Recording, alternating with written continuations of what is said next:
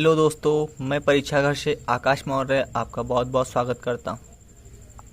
हमने पिछली क्लास में बात की थी अर्थव्यवस्था का एक परिचय। अर्थव्यवस्था के परिचय के बारे में हमने बात की थी। हमने बात की थी कि सर्वप्रथम अर्थशास्त्र शब्द का प्रयोग किस अर्थशास्त्री, किस विद्वान ने किया, ठीक है।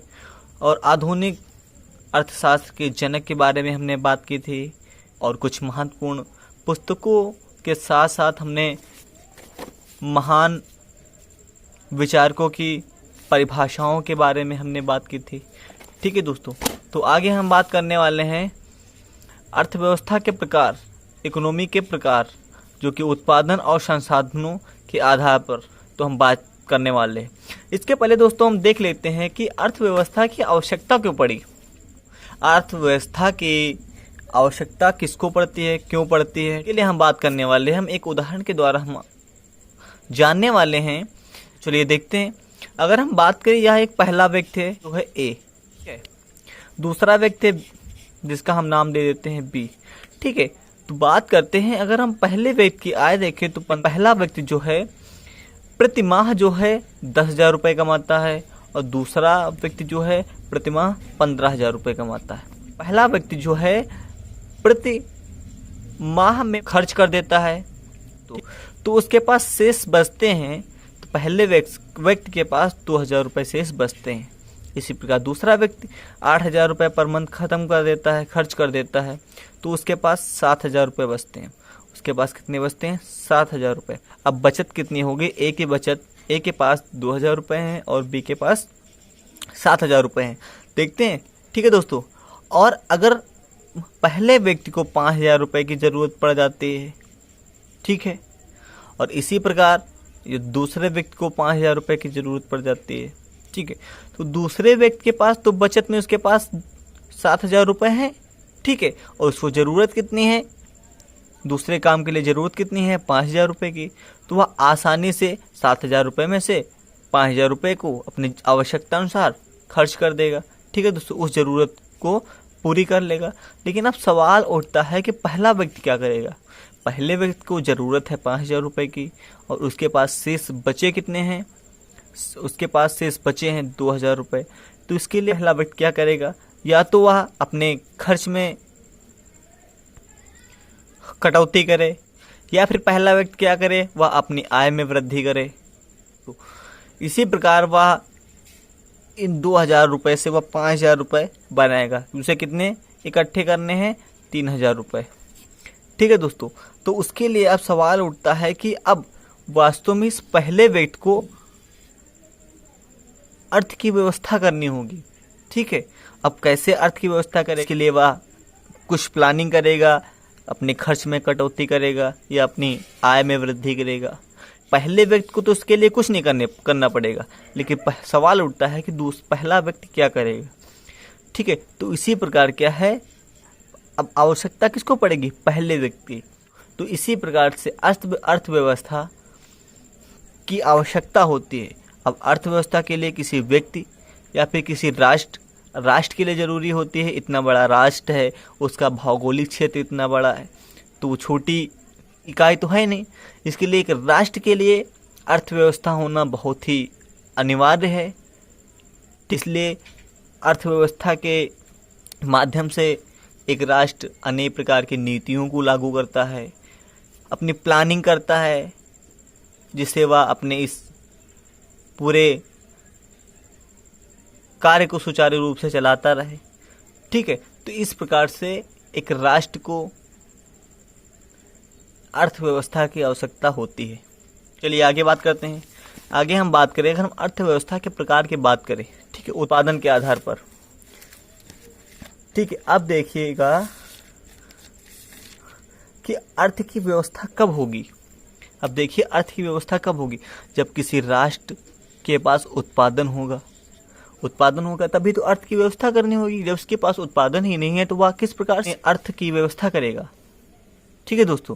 तो हम अगर उत्पादन की बात करें तो उत्पादन से जुड़ा हुआ शब्द है जो कि संसाधन। उत्पादन के लिए संसाधनों की आवश्यकता होती है।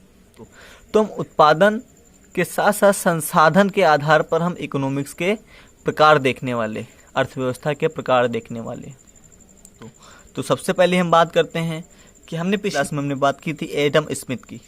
आपको याद होगा 1776 हमने लिखा हुआ है। 1776 का मतलब है कि एडम स्मिथ जी ने, यहाँ पे देखो लिखा है वेल्थ ऑफ नेशन, जो कि 1776 में एडम स्मिथ द्वारा प्रकाशित की गई थी।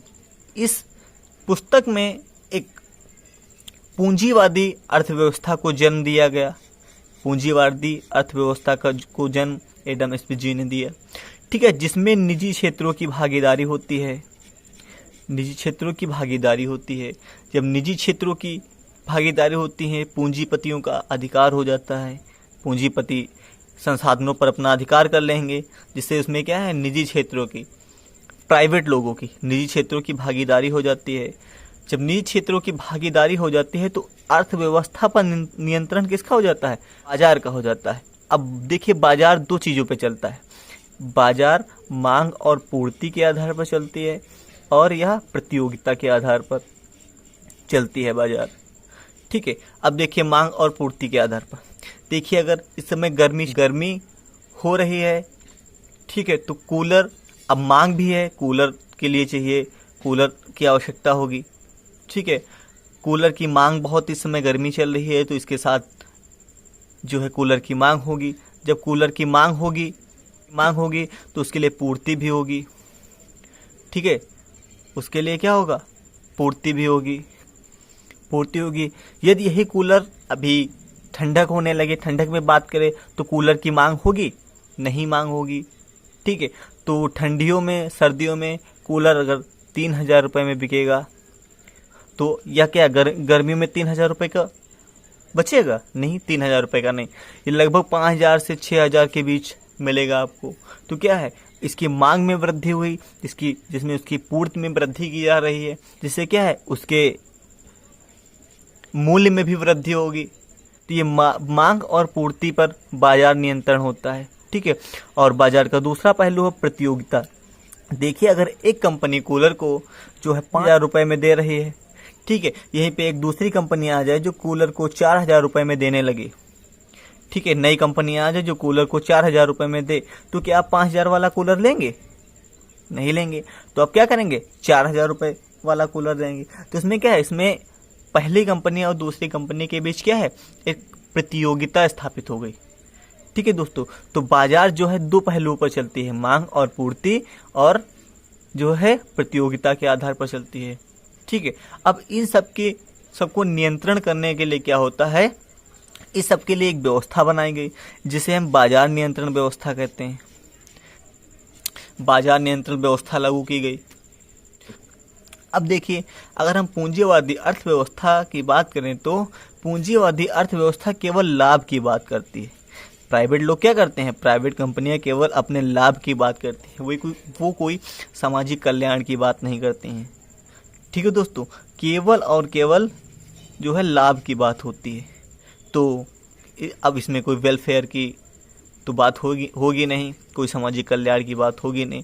तो इसके लिए आगे चल के जो कि मजदूर वर्ग के हितैषी थे, जिन्होंने 1818 से 1873 की समय सीमा के मध्य आए, ठीक है, जिनका नाम है कार्ल मार्क्स, जो कि एक जर्मन निवासी थे। कार्ल मार्क्स जी को मजदूर वर्ग का हितैषी माना जाता है, ठीक है। उन्होंने अपनी पुस्तक लिखी दास कैपिटल। इन्होंने एक अर्थव्यवस्था को जन्म दिया, जिसे आमतौर पर हम समाजवादी अर्थव्यवस्था कहते हैं। लेकिन जो कार्ल मार्क्स थे, वो अपनी पुस्तक में इसे राज्य अर्थव्यवस्था के नाम से प्रचलित करते थे। राज्य अर्थव्यवस्था पे जो होता है, पूर्ण रूप से सरकार का नियंत्रण होता है। पूर्ण रूप से क्या होता है, सरकार का नियंत्रण होता है, ठीक है। जो क्या होता है, इसे दो भागों में ये बटी हुई है, जो है एक समाजवाद और एक साम्यवाद, ठीक है। साम्यवाद, अब साम्यवाद में क्या होता है, जिसमें ज़्यादा अंतर नहीं है, थोड़ा सा अंतर है। अगर हम समाजवाद की बात करें तो समाजवाद को अपनाने वाले सर्वप्रथम देश था रूस, जो कि 1917 में अपनाता है, ठीक है दोस्तों। और हम इसके अन्य भाग की बात करें जो साम्यवाद है, साम्यवाद की बात करें तो 1949 में चीन ने सर्वप्रथम इसे अपनाया था। अब बेसिक अंतर जान लेते हैं कि समाजवाद और साम्यवाद में बेसिक अंतर क्या होता है। तो समाजवाद में क्या होता है, मजदूर, पूंजीवादी व्यक्तियों और सरकार सबकी बराबर भागीदारी होती है। मजदूर की और पूंजीवादी वर्ग की और सरकार की, तीनों की बराबर भागीदारी होती है। जबकि साम्यवाद में केवल सरकार प्रधान होती है, ठीक है, किसी की भागीदारी नहीं होती है, केवल सरकार की भागीदारी होती है।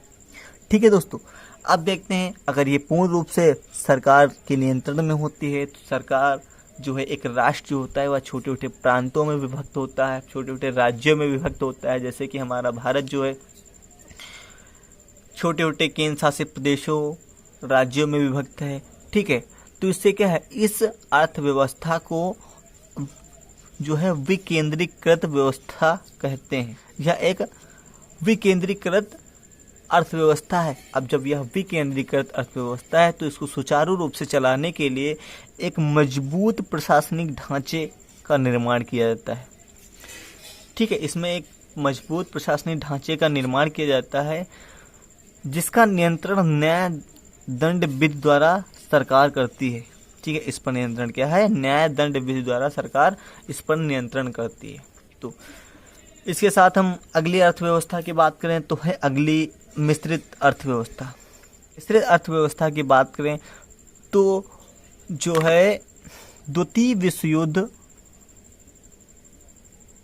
सेकेंड विश्व युद्ध जो कि 1939 से 45 के मध्य हुआ, 1939 से 45 के मध्य जो कि द्वितीय विश्व युद्ध हुआ, इसके बाद जो है स्वतंत्र होने वाले राष्ट्रों ने क्या किया कि पूंजीवादी अर्थव्यवस्था और समाजवादी अर्थव्यवस्था के एकदम बीच का रास्ता अपनाया। इसके एक जैसे कि यह पूंजीवादी अर्थव्यवस्था है,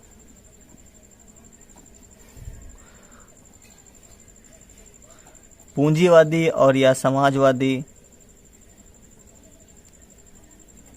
तो क्या किया, 1939 से 45 के बीच जो द्वितीय विश्व युद्ध हुआ, इसके बाद आज़ाद होने वाले देशों ने क्या किया, इसके बीच की अर्थव्यवस्था को अपनाया जिसमें पूंजीवादी वर्ग भी था और सरकार की भी भागीदारी थी, जिसे हम क्या कहते हैं, मिश्रित